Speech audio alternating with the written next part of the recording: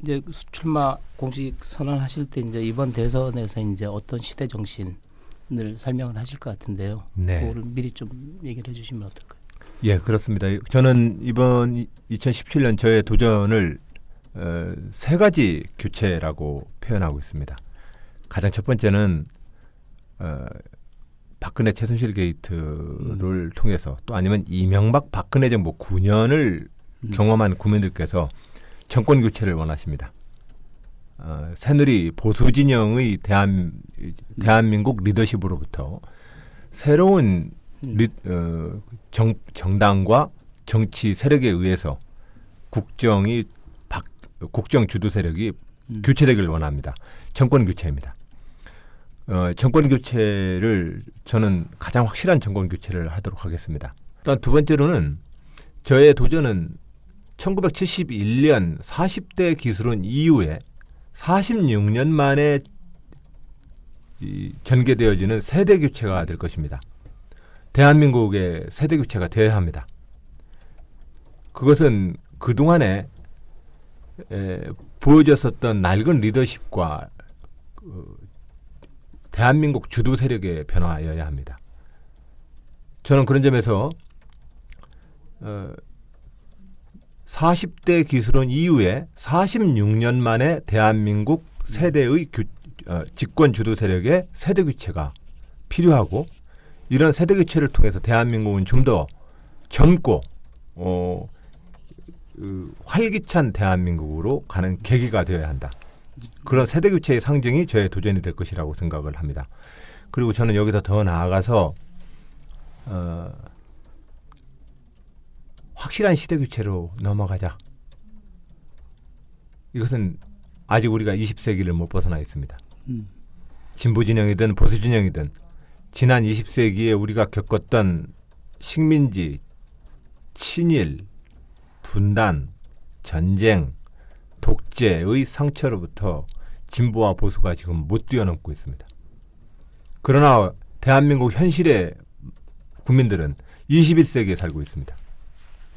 21세기에 펼쳐지는 많은 국제 외교적인 분쟁들과 갈등들, 한일 간의 갈등들, 그리고 우리의 세대 간의, 지역 간의, 또 산업의 전 세계 시장을 향한 산업의 구조 개편에 이르기까지 우리는 21세기 과제에 있습니다. 근데 한국의 정치 지도력은 다 지금 20세기에 발목 묶여 있고 거기에 또 더 나아가서 박정희식 리더십에 여야가 다 묶여 있습니다. 즉 내가 대통령이 돼서 내가 끌고 간다라는 리더십입니다. 이런 식의 민주주의 리더십으로는 안 됩니다. 그런 의미에서 시대 교체입니다. 그래서 이 정권 교체, 세대 교체를 동반하는 시대 교체, 그것이 제가 던지는 저의 도전의 시대 정신이다 이런 말씀을 드립니다.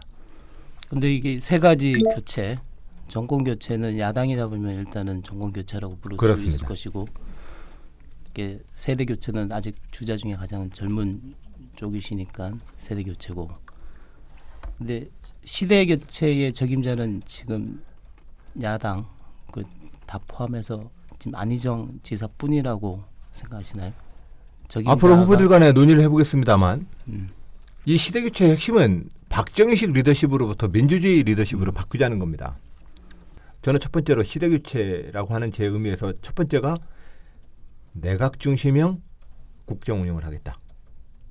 총리와 국무회의는 의회의 다수파 또는 과반을 점하고 있는 정당의 연합에 의해서 공유될 것이다. 대통령은 5천만의 대표자로서의 국정 의제를 이끌겠다. 이 관계로 대통령의 리더십이 형성될 때라야만 그렇게 대통령의 리더십이 작동할 때라야만 현재의 헌법 구조는 작동합니다. 안 그러면 다 엉켜버립니다. 지난번 6번의 대통령제를 통해서 우리는 다 봐왔습니다. 그것이 첫 번째 제가 가지고 있는 시대 교체를 이끄는 저의 리더십의 저의 비전이라는 말씀을 드리고, 또 여기 하나를 더 대라면 자치분권 국가로 가야 합니다. 저항적 대통령제의 폐해의 문제의 핵심은 중앙 집권 시대의 폐해입니다. 모두가 서울과 대통령 중심으로 운영합니다. 그러나 그렇게 해서는 민주주의가 작동 안 합니다.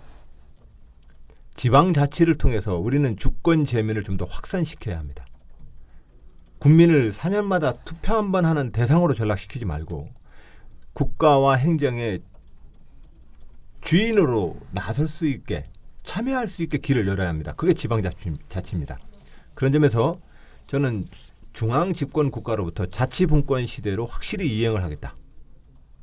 이것이 시대교체, 지난 박정희식 대한민국으로부터 새로운 대한민국의 시대교체를 지향하는 저의 비전이고 철학입니다. 그 지사님 많이 질문을 받으셨던데 굳이 이번 대선에서 이제 승부를 보겠다. 네. 한때 불펜 투수였다가 이제는 선발 투수로 이제 등판하시겠다고 하시는 뭐 특별한 이유가 있으신가요? 앞으로 제가 더 많은 경험을 한다면 더 많이 지혜로워지고 경륜을 더 쌓게 될 것입니다. 그러나 열정과 젊음이 또한 있어야 합니다. 지도자에는. 저는 아직 많이 부족하지만 젊음과 열정 그리고 경륜이 가장 최적화된 시점, 저는 지금이라고 생각합니다. 저는 그런 점에서 2017 도전에 진심을 다해서 도전하겠습니다. 저를 바라보시는 우리 국민 여러분들께서도 이번에 그냥 연습 삼아 경험 삼아서 출마한다는 생각을 좀 버려주셨으면 합니다. 저는 지금 가장 최상의 컨디션이고 가장 최적으로 도전해야 될 가장 최적의 시기가 바로 올해라고 생각을 하고 그런 마음으로 도전하고 있습니다. 저희가 신년 여론조사를 했는데 지사님이 뭐 주요 이제 지지율 측면에서는 3위 안에 들지는 못했고요. 근데 저희는 그래도 최근 추세가 좀 올라오는 것 같아서 다크호스다라는 표현을 썼었는데, 네. 근데 실제로 보면은 사실상 문재인 대표하고 아직 지지율 격차가 좀 크고, 그리고 문 대표하고 정치적 기반도 좀 일부 겹친다고 좀 파악이 되고, 그리고 대선까지 시간도 많지 않아 보이는데, 이걸 뒤집을 만한 좀 보관 내지는 자신감은 어떤 게 있을까요? 역사가 크게 어떤 그 시대가 바뀌는 것은 시간이 많이 요구되는 것 같지는 않습니다. 저는 이미 지난 7년 동안 지방정부를 통해서 지방정부의 성공적 운영을 통해서 아니면 지난 30년 가까운 시간 동안 정당 정치인으로서 축적해왔고 검증받아 왔습니다.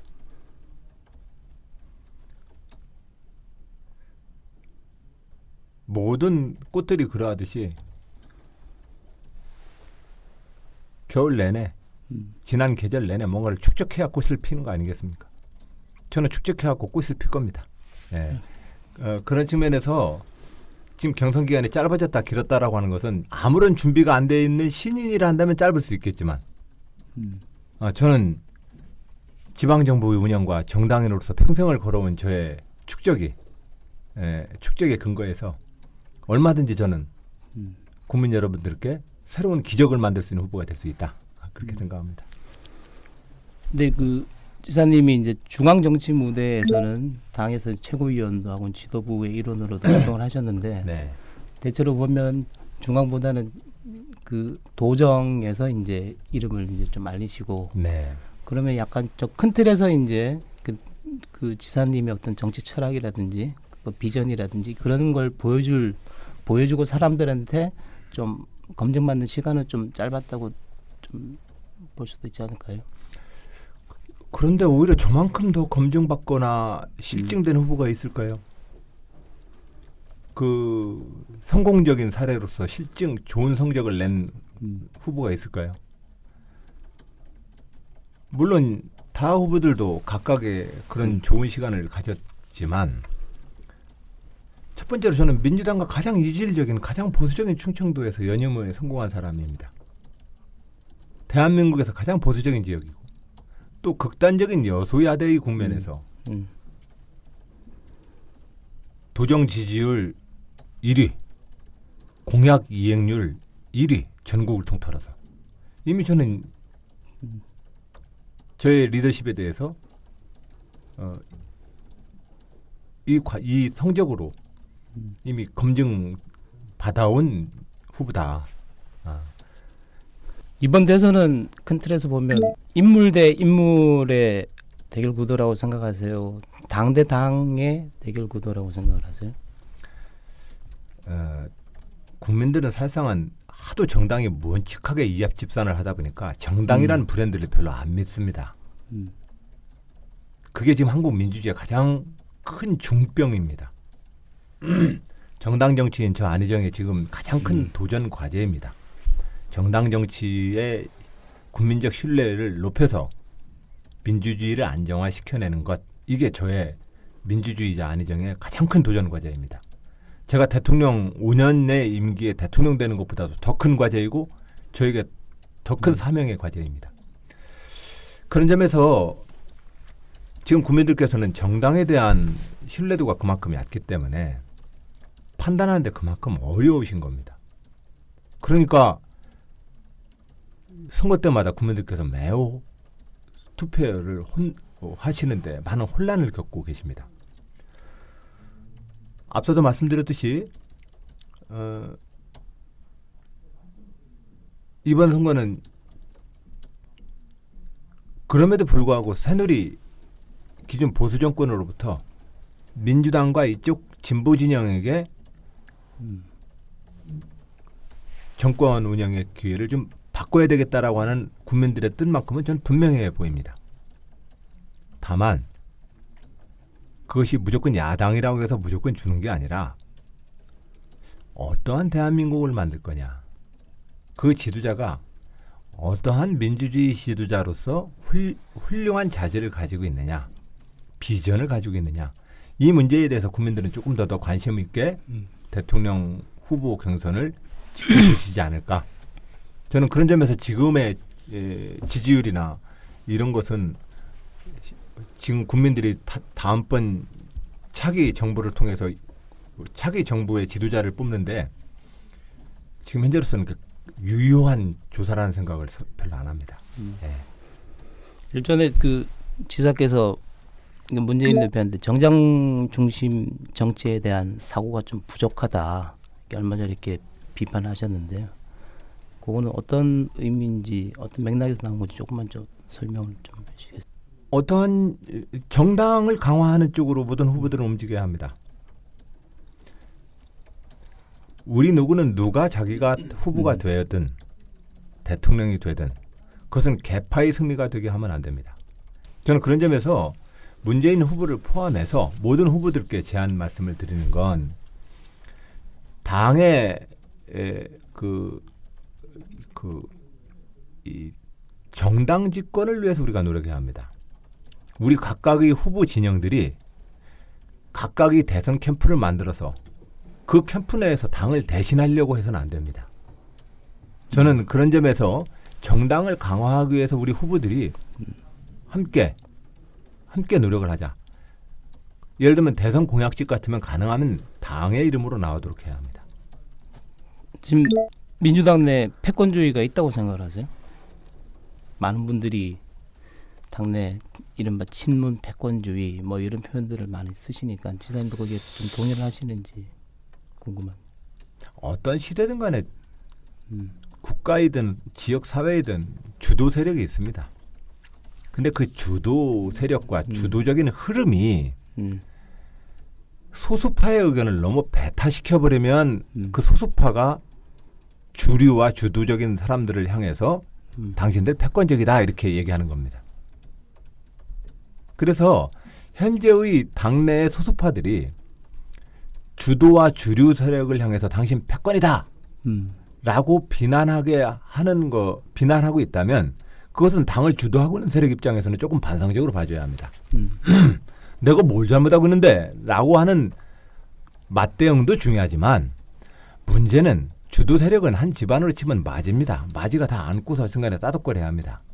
그런 측면에서 지금 현재 당내 주도 세력은 문재인 전 대표를 지지하고 있는 또 그를 좋아하고 있는 분들의 흐름이 당의 주도 세력인 것만은 분명합니다. 그래서 이 주도 세력이 당 내외의 각종 소수파들을 어떻게 넓게 안을 것이냐에 대해서 좀 더 고민을 해달라고 저는 요청을 하는 겁니다. 내가 뭘 잘못했는데 라고 하는 식으로 반발만 해봤자 그것은 주도 세력이 안 됩니다. 옛날 김대중 대통령이 이끌었던 그 당에서는 그 많은 반발들, 뭐 기라성 같은 많은 소수파 선배님들이 얼마나 김대중과 동교동을 향해서 반발했습니까? 그래도 뭐 매번 껴안고 잘 갔습니다. 그런 노력들을 좀 당내에서 해줘야만 당의 주도 세력이 될 수 있다, 이런 말씀을 드리고, 당의 문제제기라는 소수파에게는 또 그런 말씀을 드리고 싶습니다. 자기가 소수파일 때 잘해야 합니다. 그래야 주도 세력이 됩니다. 소수파일 때는 계속해서 판깨기와 말썽쟁이 문제제기 노릇만 하다가, 그러다가 자기가 주도 세력 되면 누가 또 협조하겠습니까? 그래서 소수파들은 문제제기를 할 때라도 그 문제제기를 좀 더 많은 사람을 설득하기 위해서 노력을 해줘야 합니다. 상대를 향해서 네가 맞이고 네가 주도 세력이니까 네가 책임져라는 식으로 일방적으로 공격을 해가지고는 그 소수파는 당의 주도 세력이 될 수가 없습니다. 그건 제가 정당 생활과 제 인생의 경험입니다. 자기가 소수파였을 때 잘해야 합니다. 자기가 동생이었을 때 잘해야 합니다. 자기가 후배였을 때 잘해야 합니다. 그래야 선배 됐을 때 대접받습니다. 예. 지금 문재인 대표하고 이제 대선 경쟁, 이걸 이제 밖에서는 친노 적통 경쟁이다, 이렇게 표현도 해요. 그에 대해서 어떻게 보세요? 저는 전혀 그 말이 적합치 않은 것 같습니다. 이미 이 시대랑 안 맞습니다. 노무현을 대통령한 노무현 정신을 계승하고 그것을 그리워하는 것은 거의 국민 대다수가 지금 하고 있는 일입니다.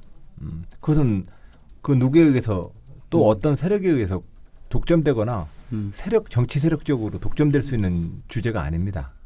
그래서 그 얘기는 전혀 저는 제 머릿속에 없는 거다. 경쟁이 있다면 2017년 현재 대한민국에 어떠한 리더십과 비전이 대한민국을 이끌게 할 것이냐, 이 경쟁만 있다. 저는 그런 생각을 드립니다. 연관지어서 말씀하셨으니까 어제 박원순 시장께서는 참여정부의 공과에 대한 부분 얘기하셨거든요. 예. 지사님께서는 참여정부의 공과를 어떻게 생각하십니까? 근데 후배들이든 후손이든 과거와 조상을 가지고 싸우는 거 아닙니다. 다 못난 후손들이 하는 일입니다. 우리의 지나간 과거와 선배들에 대해서는 예, 고생하셨습니다. 그때 많은 것을 이뤘습니다라고 칭송을 해야지 과거를 가지고 싸워서는 안 됩니다. 왜냐하면 그 평가는 과거를 해석하는 사람들에게는 중요한 주제가 될는지 모르겠으나 현재와 미래를 열어가야 될 사람 입장에서는 어떠한 사례이든 간에 다 약방문의 심정으로 배워야 될 뿐입니다. 그래서 대부분 지금 지나간 시간을 평가를 통해서 나의 정체성을 밝히는 것은 그런 과거에 묶이는 일입니다. 저는 박원순 시장이 안 그러시길 바랍니다. 여러분들이 이제 지사님한테 꼭 좀 여쭤봐달라고 네. 했던 질문이 있는데요. 예. 이게 좀 대중정치인으로 지사님 말이 좀 어렵다, 좀 고답적이다, 뭐 이런 평가를 해서 거기에 대해서 이제 지사님 어떻게 생각하시는지. 최근에는 이제 그런 얘기 안 듣습니다. 네. 왜냐하면 그 전에는 앞에 문재인 후보가 있는데 당신이 왜 나오냐, 이 질문 참 답하기 어려웠습니다. 잘못 말하면 내가 존경하는 선배에 대해서 그분을 굉장히 비난해야 되는 각도의 답이 나올 수가 있고, 또 잘못 얘기하면 저렇게 기백이 없어가지고 왜 도전하겠다는 건지 라는 실망감을 얻게 됩니다. 이 양단에 서 있기 때문에 답하기가 너무 어려운 겁니다. 그걸 2, 3개월 겪으면서 제 마음을 최근에 다시 정리를, 그 2, 3개월 동안의 그 고통과 혼란의 시간을 겪으면서 최근에 제 말문이 좀 트여졌습니다. 예, 제 말 쉽습니다. 제 말이 어려운 건 제 마음이 어렵기 때문입니다. 그러면 지금 가장 중점을 두는 정책, 뭐 대표적인 거 한 가지 정도만 꼽아주신다면 어떤 거를? 근데 이제 가장 큰 대통령으로서의 중점 과제 하나는 우선은 꼽으라면 저는 안보외교 통일 과제입니다. 대통령은 5천만 명이 모여서 뽑는 유일한 한 명의 사람입니다. 그러면 5천만 명의 모두의 공통된 이해관계, 5천만 명을 꼭 대변해야 될 어떤 공통의 이해관계에 집중해줘야 합니다. 그게 뭡니까? 그건 안보외교 통일입니다. 우리의 분단도, 전쟁도, 지난 수천 년의 이 땅의 모든 고난과 시련도 다 안보외교로의 무대책으로부터 나온 겁니다. 그 지금 말씀 주셨는데 이게 안보 외교 통일이라는 순서로 이렇게 표현을 해주셨는데 그게 특별히 의미가 있어서 이렇게 순서로 이렇게 표현을 하는 건가요? 예, 많은 국민들은 진보 진영과 야당이 안보 문제에 대해서 등한히 하고 있다라고 걱정하십니다. 예, 걱정하지 마십시오. 안보를 제일 우선으로 삼겠다라고 하는 저의 우리를 의심하거나 걱정하시는 국민에 대한 걱정하지 마시라는 말씀입니다. 그래서 안보라는 그래서 안보라고 하는 것을 제일 먼저 앞에 저는 내세우고 있고 안보 외교 통일이라고 하는 과제는 사실상은 하나의 외치 과제입니다. 사실은 가장 중요한 과제인데 안보 문제에 대한 우리 사회의 오래된 낡은 여야 간의 서로 이 불신의 벽을 좀 허물자는 취지입니다. 알겠습니다. 5천만 명의 대표자인 대통령과 또한 5천만의 공익을 지키고자 하는 정당의 지도자들의 유일한 딱 결론은 하나 이겁니다. 자기 신념이나 이념이 아니라 5천만 명의 안전과 생명과 이익입니다. 어떤 것이 더 안전하고 어떤 것이 더 이익인지를 우리는 계산해 봐야 합니다. 그래서 한 푼이라도 더, 하나라도 더 안전하다면 우리는 선택하고 합의를 이끌어내줘야 합니다. 이게 유일한 방법이다. 그런 점에서 우리 진보진영과 우리 민주당은 평화와 대화의 길이 가장 중요한 우리의 이익을 확대시키는 일이고 안전을 보장받는 일이라고 믿고 있습니다. 그런 측면에서 오히려 그것은 효과가 없다. 저 북한 정권에 대한 붕괴와 대북 압박 강경 노선을 해서 그들이 손들고 나오게 하지 않는 이상 이 변화는 못 이끌어낸다라고 하는 것이 보수 진영의 생각입니다. 자, 좋습니다. 그럼 우리는 뭔가 여기서 접점을 찾고 대화를 해야 합니다. 그런 측면에서 전임 정권이든 어떤 것이든 이익이 된다면 뒤집어야 합니다. 그것이 더 안전한 길이라면 뒤집어야 합니다. 그런데 그 뒤집는 것도 쉽지가 않습니다. 지금. 쉽지가 않다는 건 뭐냐면 그만큼 우리의 불이익도 너무 커집니다. 그래서 그것을 자꾸 지그재그 운전을 해가지고는 외국으로부터 대한민국이 더 만만하게 보일 수 있습니다. 여야를 뛰어넘어서 기본 기조를 좀 유지를 하면서 방향 변경들을 해내는 쪽으로, 즉 더 유리하고 이익이 가는 쪽으로, 더 안전한 쪽으로 우리가 방향 변경을 하기 위해서 논의를 하자는 제안입니다. 이제 그런 것이고 박근혜 대통령이 사드를 저렇게 덜컥 안 받는 게 제일 좋았죠. 오히려 이 문제에 대해서 자꾸 우리가 여러 가지 논의를 복잡하게 합니다만 문제는 북핵입니다. 이 북핵 때문에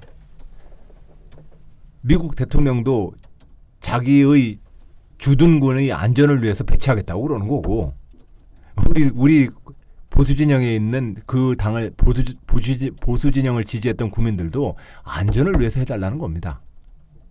정당한 요구입니다. 그건 뭐 나쁘다고 얘기할 게 없습니다.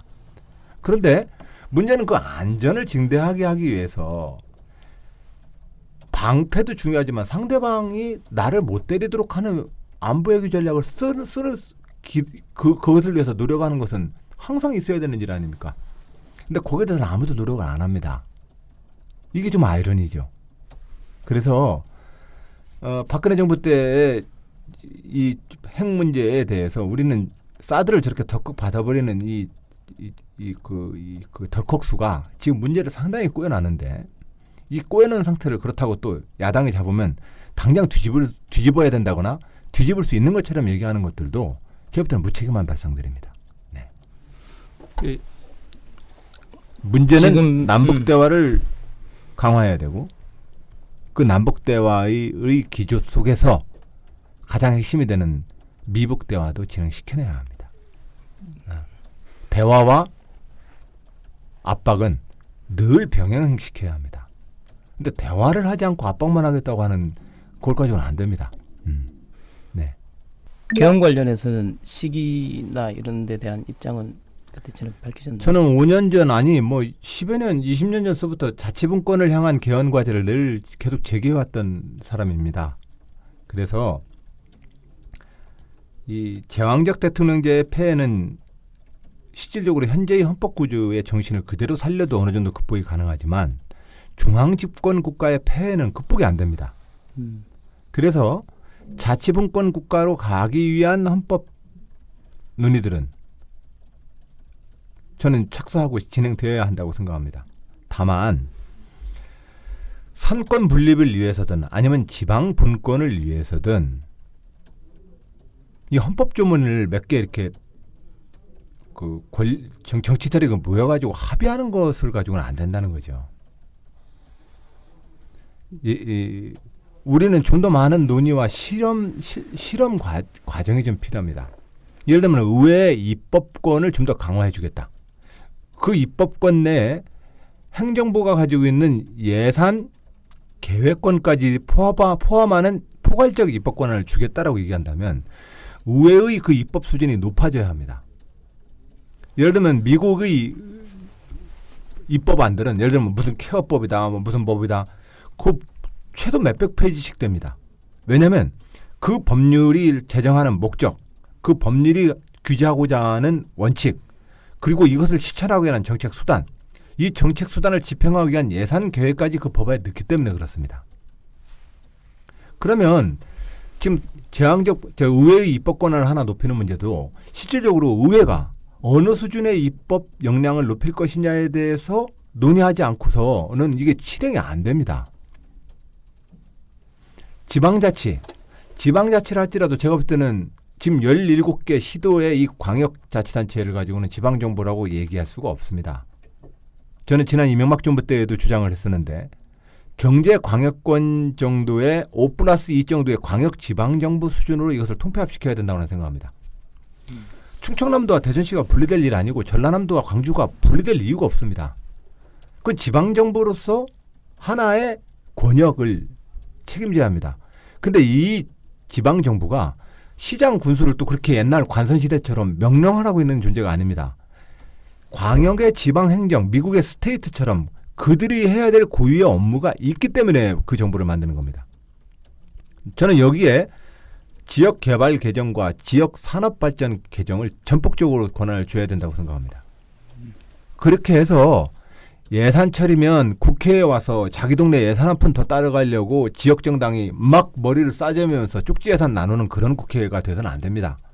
대통령을 뽑아놓고 영포라인이니 뭐 형님 예산이니 하면서 내 지역 대통령 뽑아놓고 내 지역의 수건사업 하나 더 해결했다는 정도 수준의 민주주의는 극복해야 합니다. 그러기 위해서는 자치분권으로 가야 하는데 저는 이 자치분권 헌법으로 가기 전이라도 얘기가 조금 더 벗어났습니다. 죄송합니다. 가기 전이라도 저는 어제 제가 대전에서 발표했던 것처럼 분권형 지방자치를 실질적으로 저는 실험을 착수할 겁니다. 지난번 노무현 정부 때 제주특별자치도를 출범을 시켜놨는데 뒤에 집권자들이 지방자치에 대한 기본 철학과 비전이 없다 보니 제주특별자치도가 그냥 형식화적으로 돼버렸습니다. 실질적으로 사법, 경찰, 지역개발 개정을 줘야 합니다. 충청남도 도지사인 저한테 교육부가 현재 프라임 사업이다 교육대학교 예산을 저한테 줬더라면 전 17개 지방대학과 지역의 산업을 어떻게 연동시킬지 저는 좋은 전략을 짤 수 있을 것 같습니다. 그건 교육부 관료가 짜는 계획보다 직접 선출된 도지사가 관심을 갖고 짜는 게 훨씬 더 낫습니다. 더 많은 실험과 도전이 발생할 것이고 대한민국은 그 실험과 도전을 통해서 더 많은 진보를 얻게 될 것입니다. 그래서 이런 지방정부 구상은 저는 제가 대통령이 된다면 바로 착수할 것이고 헌법에 대한 질문은 왜 답을 한다면 바로 그러한 자치분권 헌법으로 가기 위한 논의들을 저는 임기 내내 진행시킬 겁니다. 다만 이 개헌의 내용은 어느 정도까지 합의할 수 있는지를 봐서 우선은 어떤 분야에 대한 개헌 논의인가에 대한 논의를 좀 봐서 발효 시점과 개헌 착수 시점을 아마 정할 수 있을 것이라고 봅니다.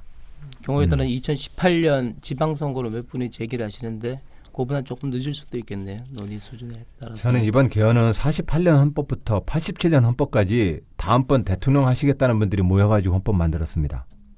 이제 이런 헌법, 이런 개헌 작업 이제 하지 말아야 합니다.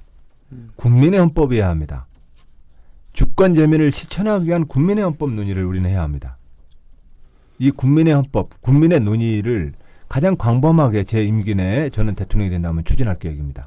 그래서 저는 예를 들면 프랑스의 자치분권 헌법은 30년 걸린 헌법입니다.